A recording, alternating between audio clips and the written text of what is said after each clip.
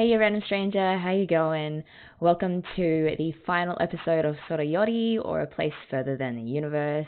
It's been, a couple of days, and I've had some time to process the trauma of the last episode, and hopefully you guys have had as well. Sounds a bit mean to say it, but I was glad reading through the comments afterwards that a lot of people felt absolutely gut-punched by where the story went. To be honest, I've been struggling a bit with trying to unpack how I feel about the episode, and in the best way possible, because it was such a well-written, emotional, profound payoff for everything that was set up in the previous episodes. I am still a little bit stunned as to how good it was.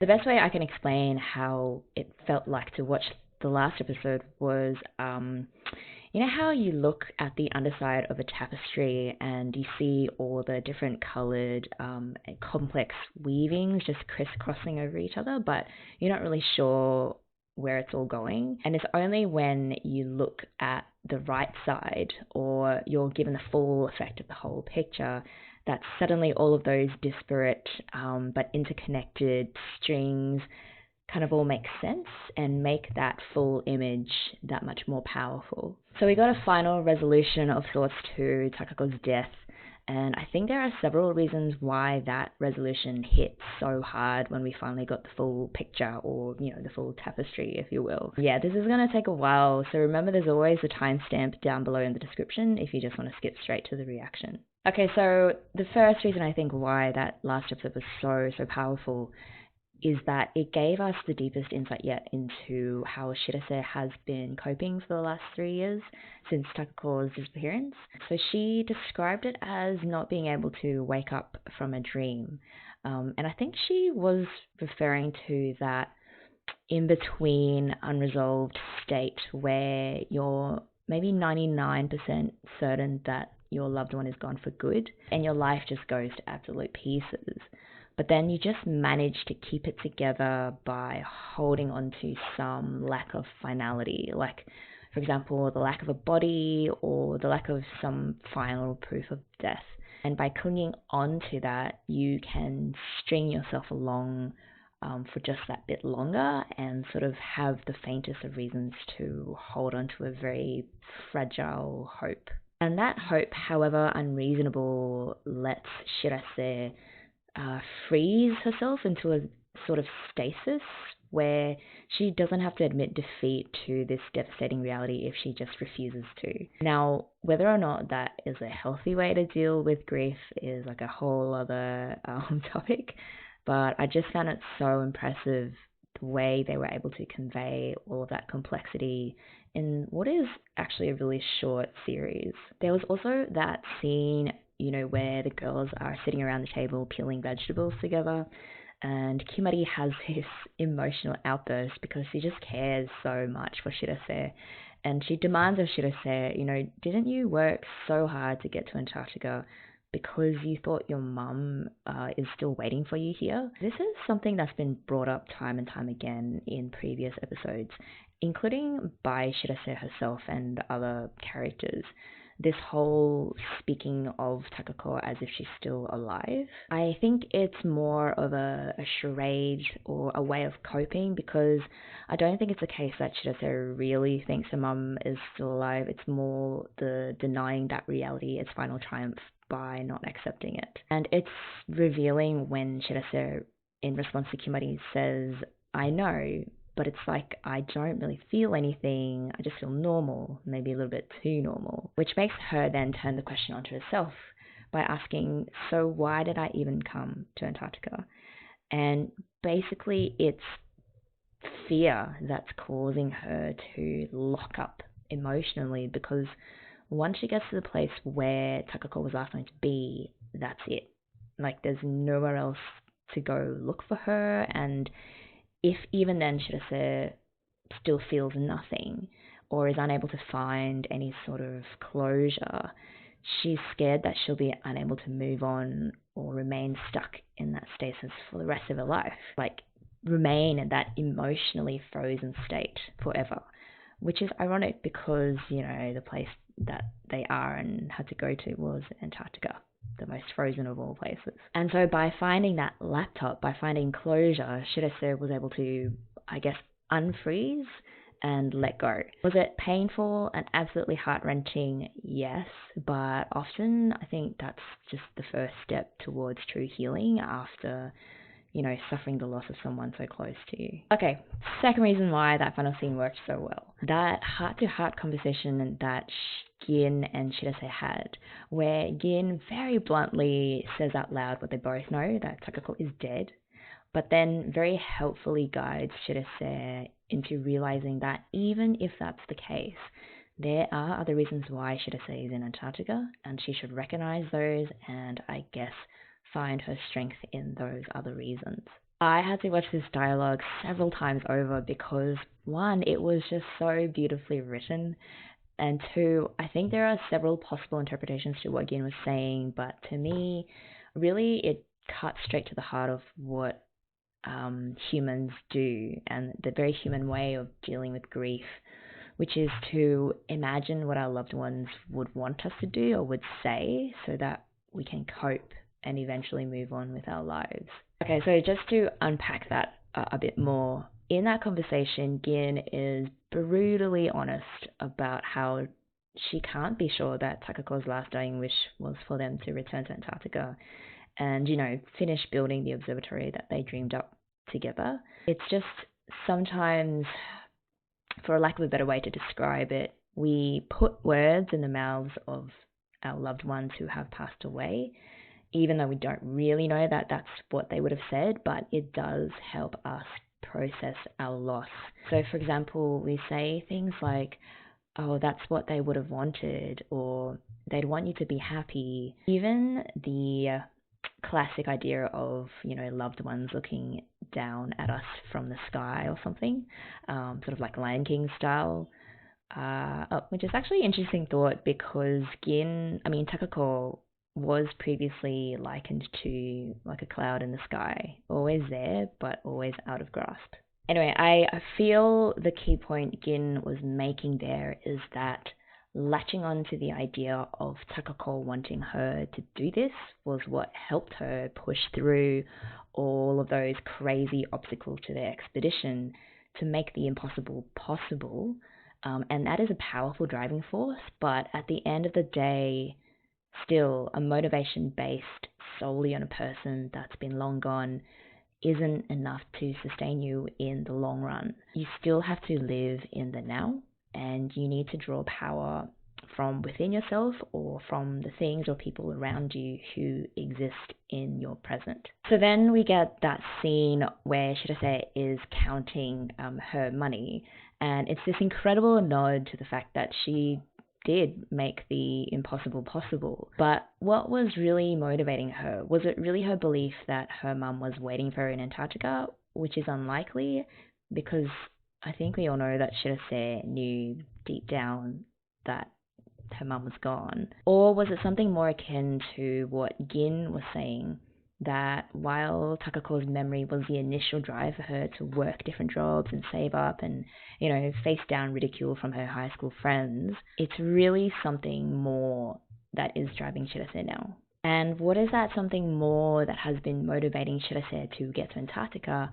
I think, one, finding the strength to look reality in the face, to prove to herself that she can go on living life to the full despite having lost her mum. And also, two, really, really important, is her friends.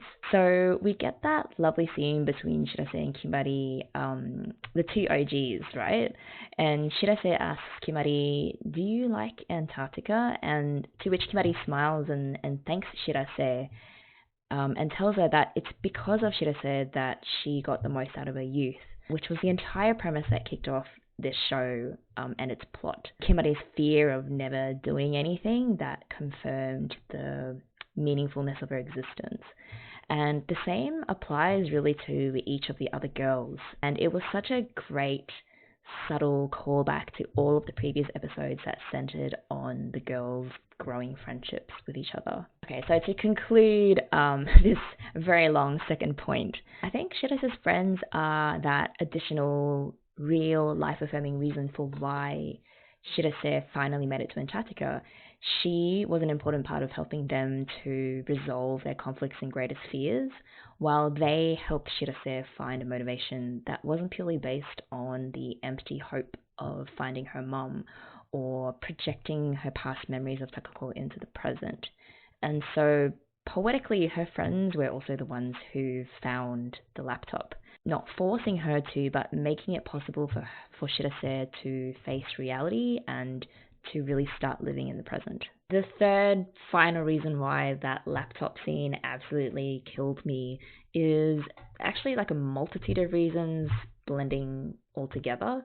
So it was all of those little details that jumped out to make what was already a devastatingly emotional scene even more so. Things like that photo that was stuck to the laptop showing Takako and little Shirase with her jump rope, which is such a nice callback to Gin's lesson on being persistent and achieving your goals. And thank you, Raya Sanka, for letting me know that the password to the laptop, 1101, was actually Shirase's birthday, and it was also the number that they sort of focused on when they were showing the count of the number of unread emails, which means we can reasonably assume that Shirase did email her mum pretty much almost every day. And of course, that shot also of the other three girls crying outside the room along with Shirase, calling back to earlier in the episode where, you know, they're having that happy barbecue and it comes up that, you know, it's proof that you're good friends if you have the ability to give each other space. I could watch that episode 10 times over and still come away with something new. It's been great hearing what you guys think about each of the episodes, and I'd love to know if there are any other insights that you have. But yeah, that brings us to this final episode, which feels a little bit bittersweet, but let's see where this journey takes us. Alright, if you guys are good to go, let's do this. In 3, 2, 1, play. They're all so cute in their little kitchen outfits. They're such pros now, hey. They couldn't even peel potatoes properly.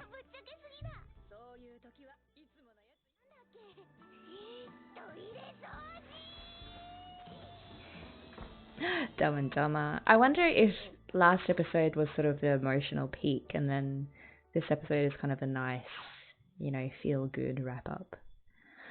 Well, only 3 days left.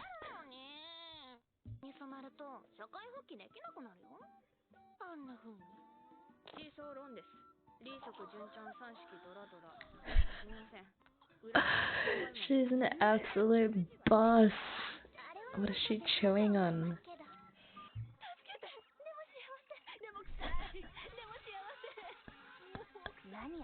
So her two sides coming out at the same time. It's a bit scary.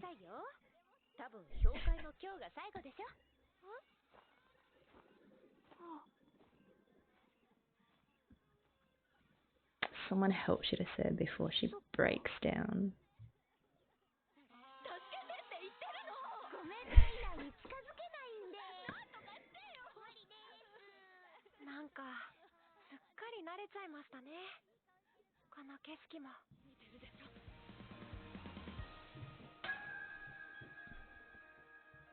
Is that like an absolute flick?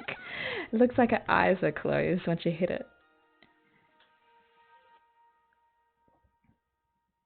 So I did mention the whole our loved ones watching us from the sky thing, and I feel like Gin just did a little bit of that. Go on.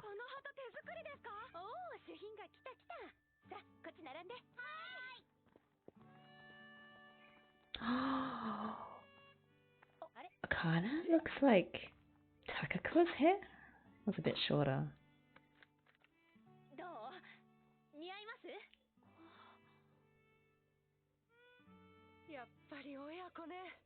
Hey. 皆さんご存知の通り、私の母は南極観測隊員でした。南極が大好きで、夢中になって家を空けてしまう母を見て、実は私は南極に対していいイメージを持てませんでした。私はそんな自分の気持ちをどうにかしたいと思って、こここに来たんだと思います。 Yeah, I mean, Antarctica. ここはすべてがむき出しの場所です。時間も生き物も Yeah. 心も守ってくれるもの、隠れる場所がない地です。 Yep, you gotta face up to your reality, 私たちはその中 your で grief, 恥ずかしい your ことも fears, 隠したい everything. ことも全部さらけ出 And して that's true for all four of them 裸でまっすぐに自分自身に向き合い in ました。 different ways, but they found strength in each other. 一つ一つ乗り越えてきました。 This is such a nice で笑 wrap った up 気がしました。母がここを愛したのはこの景色とこの空と because この of her 風と team. 同じくらいに Yeah. 仲間と一緒に乗り越えられるその時間を愛したんだと。頑張ってください。必ずまた来ます。ここに。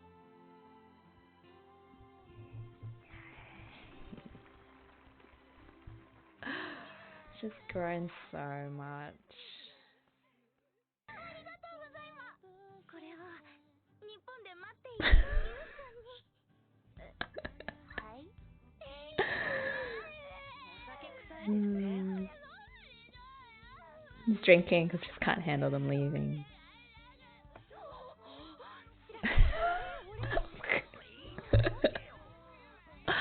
She just sounds so mean. Oh. Oh, okay, that's why.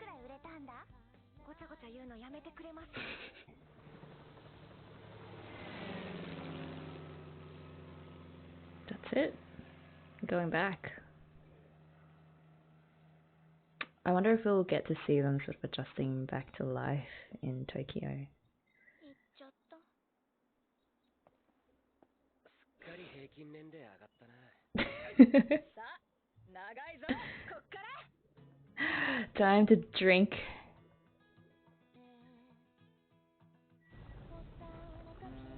Was that a draft? Oh shit. Oh no, Shirase is gonna get an email from her mum because Gin is like, send. Okay, prepare myself.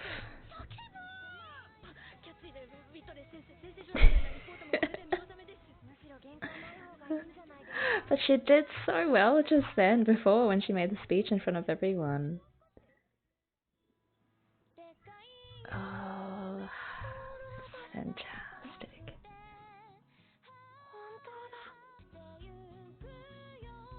And that final scene, I love it. And that, okay, I'm gonna assume that that is what Takako last saw before she died. That was it.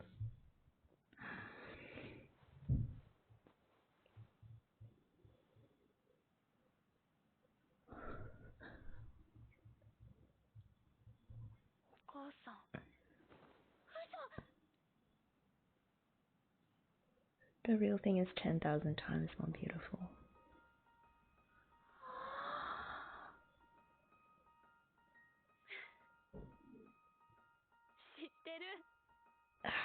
Wait, so...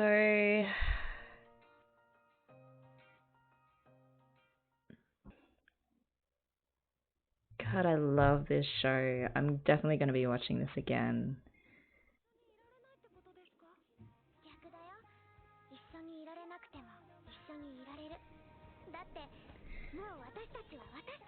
And especially Uzu, because she was the one that pulled out the friendship contract.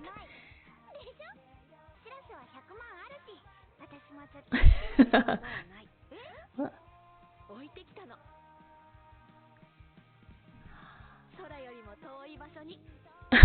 What, for the next person to find it? What?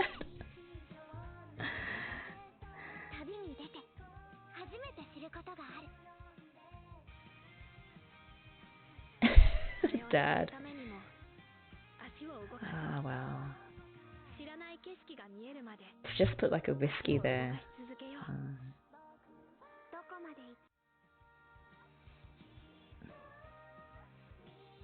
Megumi? Will we see her again? Has she gotten over... Oh, she went as well? Oh, the Arctic. Okay, so the opposite.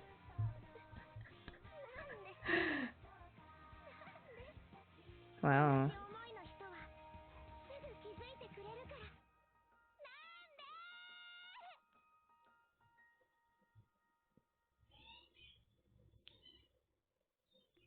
Man. Oh, such an inspiring show. Yo guys, that was the wrap up of A Place Further Than the Universe. I'm so glad that the most heavy emotional moment happened last episode, so that this episode we could really focus on the aftermath of what has been a really full-on exploration of each of the girls' personal growth journeys. My favourite line of this episode, I think there's probably a couple, but it was Kimari's, "Even though we're not together, we can still be together." And I feel like that is the ultimate gold standard for friendship, is that even though you might be separated by distance or time, you can be certain that your friends will remain just as close to you because of everything that you've experienced and weathered together. And it's like a done deal. Like, it's solid as, and anyone who has friends like that is really lucky, and I'm so glad that we got to see each of the girls just sort of find that solid friendship in each other. Shirase's final goodbye speech to the rest of the expedition team was also amazing.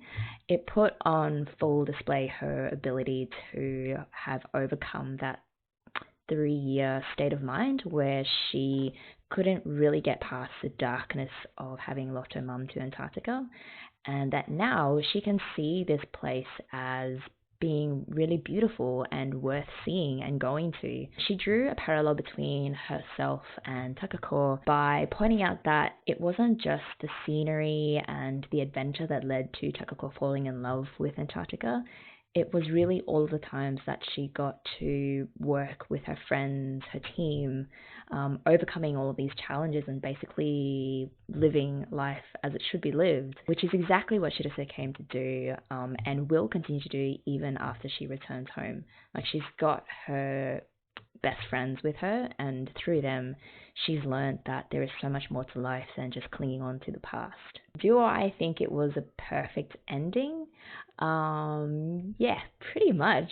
More ideas will probably come to me after it posts this, so yeah, definitely hit me up in the comments, because I would love to exchange thoughts about how this episode, or really even the whole show, has impacted you. With regards to what I'll be reacting to next, make sure you keep an eye out for a very short update video that I'll be posting very soon. In the meantime, know that I am so grateful that you watched along with me. It's been such an enjoyable experience, particularly because Sora Yori really wasn't the kind of show that I normally gravitate towards.